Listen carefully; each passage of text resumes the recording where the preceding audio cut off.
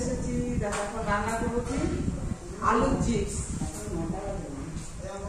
আলুর চিপস, আলুর চিপস, আলুর চিপস। এই দেখো আলুর চিপস কাটা হয়ে গেছে। এই দেখো দেখেছো, মোটা মোটা হয়ে গেছে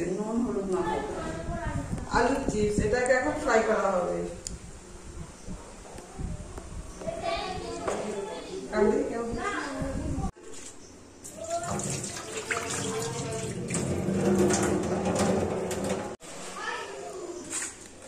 আলুগুলোকে গোল গোল করে কেটে ভালো করে ধুয়ে নিলাম।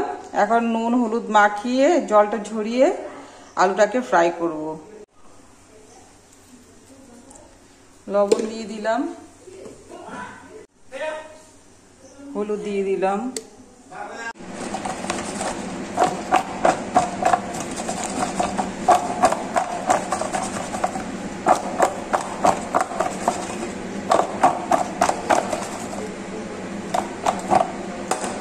আলুটাকে ভালো করে মাখিয়ে নিলাম লবণ আর হলুদ দিয়ে।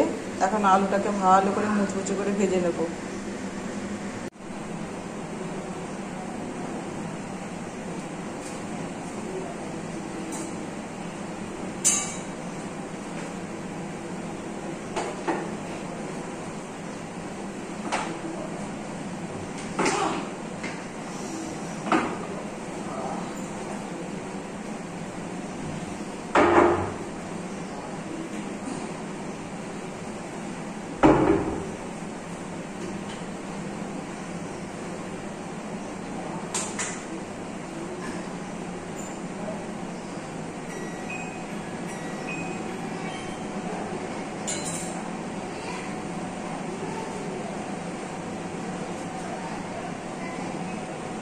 কাজের আর শেষ নেই, কাজ আর কাজ। সকাল থেকে শুরু হয়েছে কাজ করা। গরম হয়ে গেছে, এবার এক এক করে চিপসগুলো দিয়ে দিই। চিপস না, আলুর টুকরোগুলো।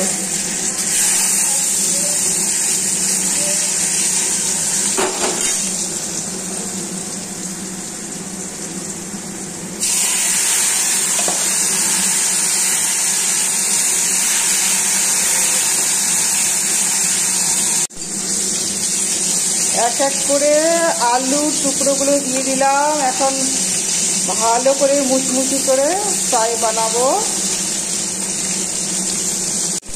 আলু টুকরোগুলোকে এক এক করে দিয়ে দিচ্ছি তেলের মধ্যে। এখন ভালো করে ফ্রাই করব। তোমরাও বানিয়ে খেতে পারো, খুব সুন্দর লাগে। যারা যারা এভাবে আলুর চিপস তৈরি করে খাও অবশ্যই কমেন্টস করে জানিও কার কেমন লাগছে। এ দেখো আলু চিপস বানানো হয়ে গেছে। এরপরে দেখো, হ্যাঁ, আর এই দেখো ডিম সেদ্ধ বসিয়ে দিয়েছি। এই দেখো আলু চিপস দিয়ে আমার মেয়ে খাচ্ছে ভাত। দেখো ছড়িয়ে মড়িয়ে খাচ্ছে, দেখছো? এই যে খাচ্ছে। না না, ঝটপট করে খেয়ে নাও। এই দেখো আমি এখন ডিমের কারি বানাচ্ছি। আমার ডিমের কারি হওয়ার মুখে। এখন একটুখানি জল দিয়ে দেবো। ডিম কষা হয়ে গেছে।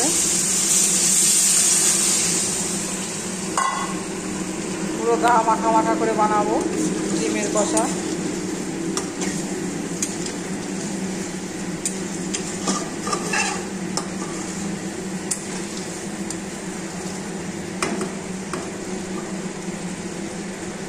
হয়ে গেল আমার ডিমের কারি। এখন মানে ঝোলটা ফুটে গেলে নামিয়ে নেব।